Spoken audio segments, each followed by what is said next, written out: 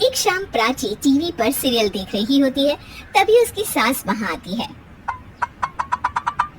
अरे सीरियल में तो ऐसे मग्न है जैसे आज रात का खाना पड़ोसी आकर बनाएंगे। मुझे पता ही नहीं था आपने अपने बेटे की शादी पड़ोस में भी की हुई है।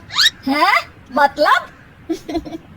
मतलब इस घर में सारा काम बहू ही करती है, आप तो सिर्फ खर्राटे मारती हैं। अच्छा जी, फिलहाल तो तुम आराम फरमा रही हो, चलो जाओ, ये मेरे टीवी देखने का समय है। आहा, इसलिए मुझे भगाया जा रहा है। सॉरी, अब तो बिल्कुल नहीं जाऊंगी। प्राची की इस बात पर दोनों सास बहू के बीच टीवी रिमोट के पीछे बच्चों जैसे छीना झपटी शुरू हो जाती है, जिसके बीच श्लोक भी काम से घर वापस आ जाता है। आज मेरी चूहे बिल्ली की जोड़ी किस बात पर झगड़ रही है? अरे तेरे बीवी मुझे टीवी ही नहीं देखने दे रही। अरे तुम्हारी मम्मी मुझे खाना बनाने के लिए फोर्स कर रही है। अरे वाह, ऐसे बेतुके रीजन पर तो बच्चे भी झगड़ा नहीं करते। अरे मुझे कुछ मत बोल, सब इसने ही शुरू किया है। हाँ हाँ, जैसे आप तो बहुत दूध की धूली है ना। अरे बस, दोनों चुप।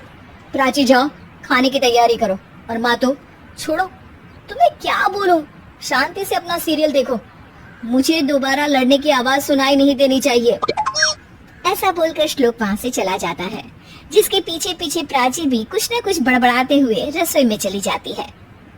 हाँ हाँ, सासू जी को तो कुछ बोलेंगे ही नहीं, बस मुझ पर ही हुक्म चलता है, खाना बनाओ, जैसे मैं इनके घर में खाना बनाने के लिए आई हूँ। इसी तरह शाम बीतती है और रात को श्लोक और प्राची की सास खाना खाकर सोने चले जाते हैं। लेकिन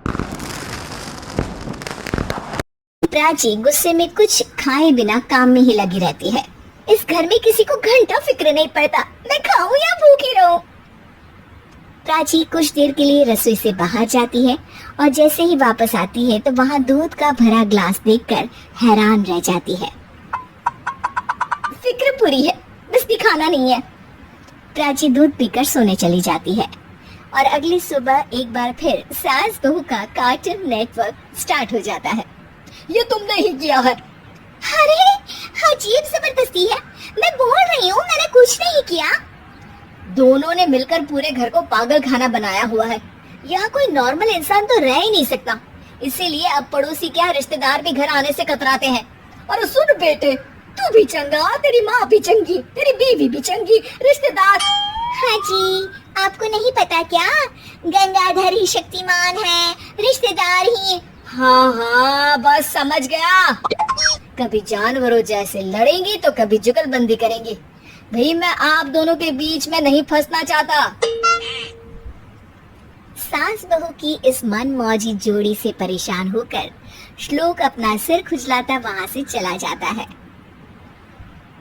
चलो अब मैं भी कीर्तन में जा रही हूँ। इस पर जैसे ही सास कमरे में अपना पर्स लेने जाती है तो वहाँ नाश्ते की प्लेट रखी देख मुस्कुराने लगती है और नाश्ता करके घर से बाहर निकलते हुए कुछ पैसे टेबल पर रख जाती है, जिसके कुछ देर बाद सिलेंडर वाला घर आता है। ओ मुरी मैया, मैं सिलेंडर के बारे में तो बिल्कुल भूल ही गई थी। घर खर्च के सारे पैसे भी मम्मी के पास है और श्लोक से बोला तो उल्टा 4 बात सुनाएंगे। प्राची ये सोच ही रही होती है कि अचानक उसका चेहरा चमक उठता है और वो घर में आकर इधर उधर देखने लगती है। तभी उसकी नजर टेबल पर रखे पैसों पर पड़ती है, जिन्हें वो सिलेंडर वाले को दे देती है। ये सब श्लोक देख लेता है। अच्छा बेटे, इतना बड़ा घोटाला, सबके सामने मैं तेरी दुश्मन और पीठ पीछे तेरी मेरी यारी। इस पर श्लोक एक प्लान बनाता है और शाम को सब एक साथ बैठे होने पर बोलने लगता है। माँ, तुम दोनों की बहुत लड़ाई होती है, इसलिए मैं सोच रहा हूँ कि प्राची को उसके घर छोड़ाऊं, इससे वो भी खुश रहेगी और तुम भी। अचानक श्लोक की ये बात सुनकर सास बहू शौक से उसकी तरफ देखती है। अरे ऐसे कैसे घर छोड़ाओगे, मुझे कहीं नहीं जाना। अरे तुमने बोला नहीं पर मैंने सुन लिया, तुम्हें मम्मी के साथ रहना अच्छा नहीं लगता, मुझे पता है। अरे वो हरे, जब बहू खुद कुछ काम बोले तो वो तुझे सुनता नहीं, और अब जो इसने बोला ही नहीं वो तू समझ गया। जब उसे नहीं जाना तो फिर जबरदस्ती क्यों कर रहा है? अच्छा, फिर आपको मौसी के घर छोड़ाता हूँ। बस अब आप दोनों एक घर में एक छत के नीचे नहीं रह सकती। मैं इस टॉम एंड जेरी की जोड़ी को और नहीं झेल सकता। है? ऐसे कैसे नहीं रह सकते? तुम्हें इतनी दिक्कत है तो तुम्हारा बोरिया बिस्तर पैक कर देती हूँ, लेकिन मम्मी जी कहीं नहीं जाएंगी। बिल्कुल यही सुनना था मुझे। अगर दोनों में इतना ही प्यार है फिर हर वक्त ये लड़ाई का नाटक क्यों करती हो? देखा मैंने कैसे माँ किचन में दूध रखती है और तुम उनके लिए कमरे में नाश्ता रखती हो, और कैसे वो पहले ही तुम्हारी दिक्कत समझकर घर में पैसे रखकर बाहर जाती है। अरे भाई इतना ड्रामा तो डेली सोप में भी नहीं होता जितना तुम दोनों ने इस घर में फैलाया हुआ है। तू हमें टॉम एंड जेरी बोलता है ना, तो याद कर वो दोनों भी एक दूसरे को बाहर वालों की बुरी नजर से बचाने के लिए हमेशा सबके सामने लड़ते थे, लेकिन अकेले में दिक्कत के समय मदद भी तो करते थे।